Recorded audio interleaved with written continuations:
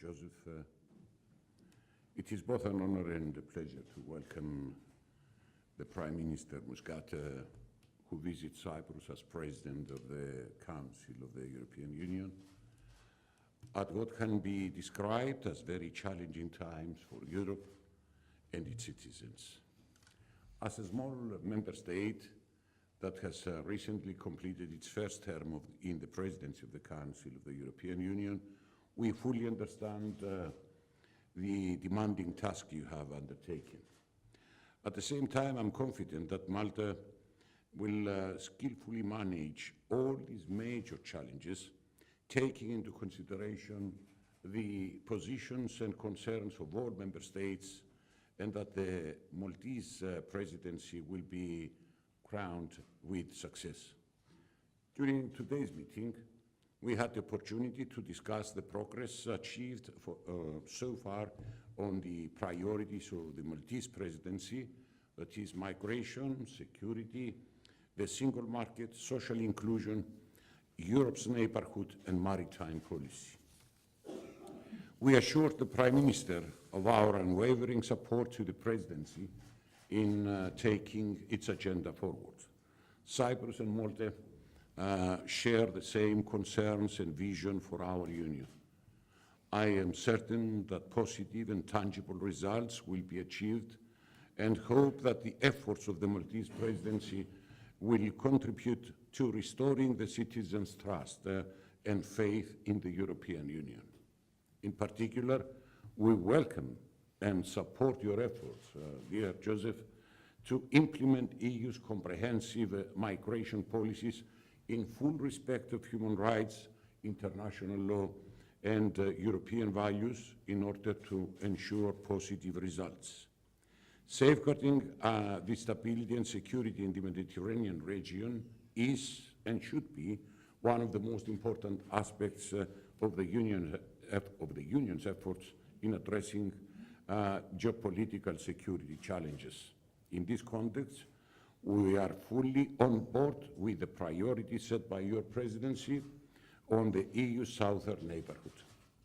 Furthermore, we exchange views on Brexit and the great challenges that will rise during the presidency work when Article 50 is triggered and the process begins.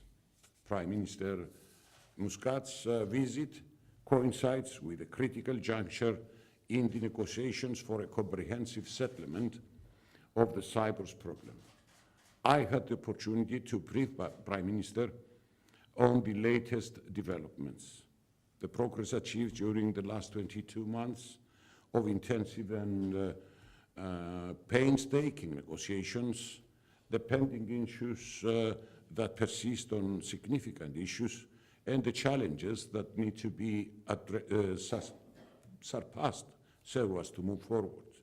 I would like to express my gratitude and sincere appreciation for the support of the Maltese presidency and the European Union in the efforts to find a solution that will reunify the Republic of Cyprus, safeguarding the fundamental freedoms and human rights of all its citizens, fully in line with the EU law, values and principles.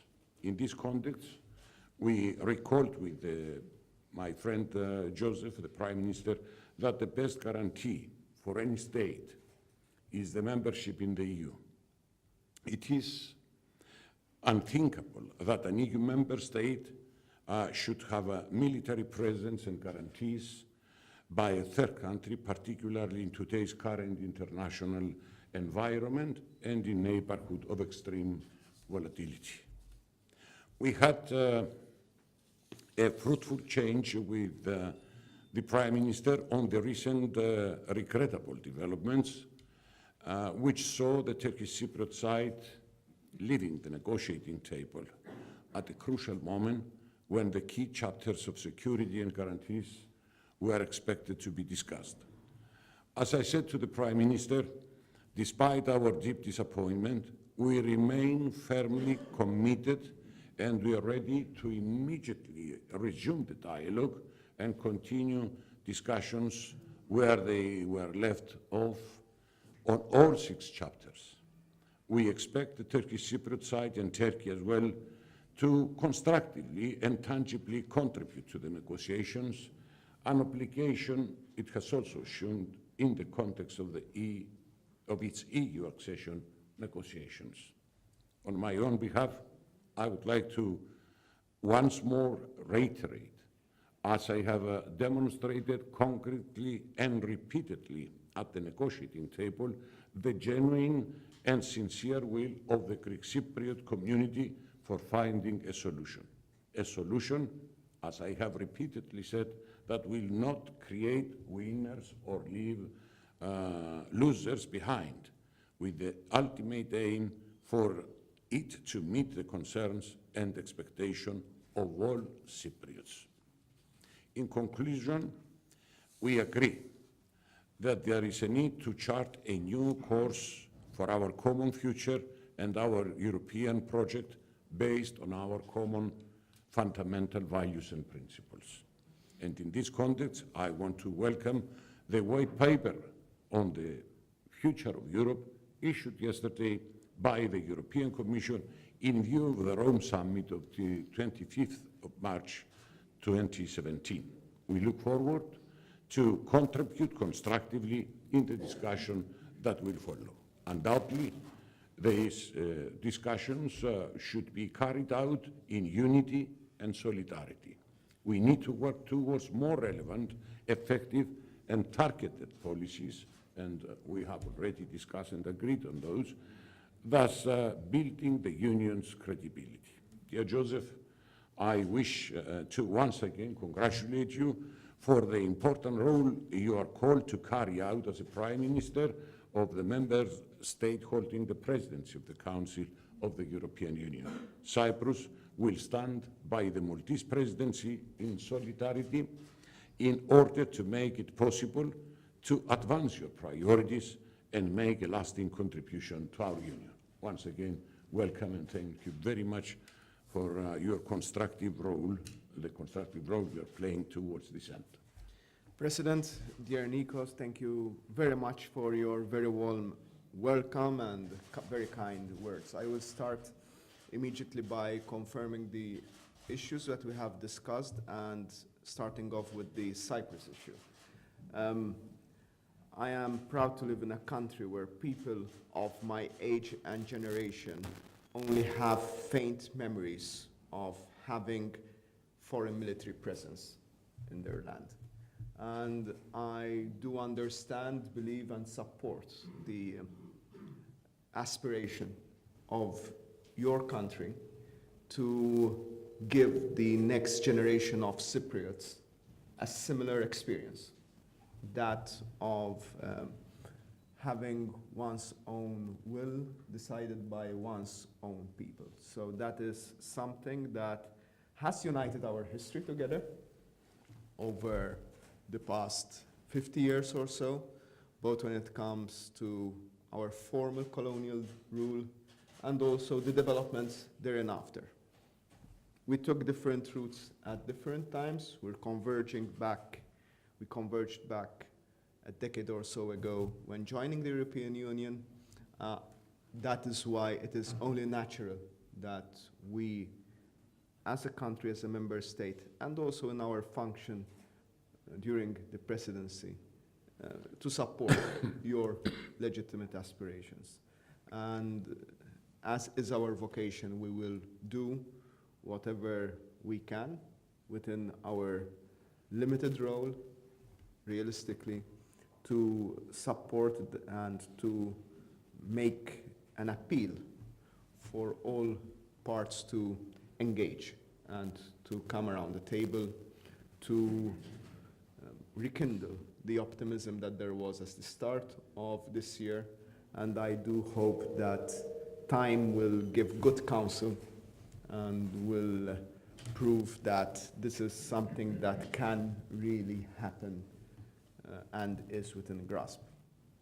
From the European side, we discussed, as the President was saying, Brexit, the timeline and the strategy that Council will be adopting for Brexit during the next few weeks. It's something that is impending now. We've started the month during which Prime Minister May has already announced, made it clear that she will invoke Article 50. So now it's an issue of timing. It's an issue of a rapid response from Council as soon as the letter is received, and to have clear guidelines that will provide the framework for Mr. Barnier to engage with his British counterparts. I thank you for your kind words when it comes to migration. I think we achieved a lot on the external dimension.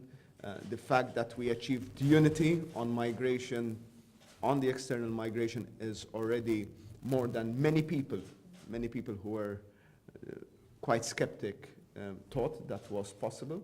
Now we have to try to be more ambitious and deal and discuss and challenge ideas on the internal aspect of migration. Obviously, we're very like-minded on this issue.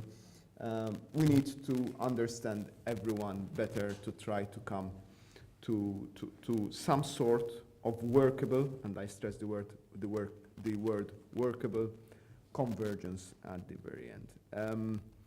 On the issue of the Rome Declaration, I think I would join the President in saying that the white paper issued yesterday by the Commission and by President Juncker is an extremely positive development.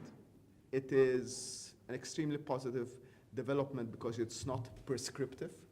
It gives people a look at the alternative scenarios.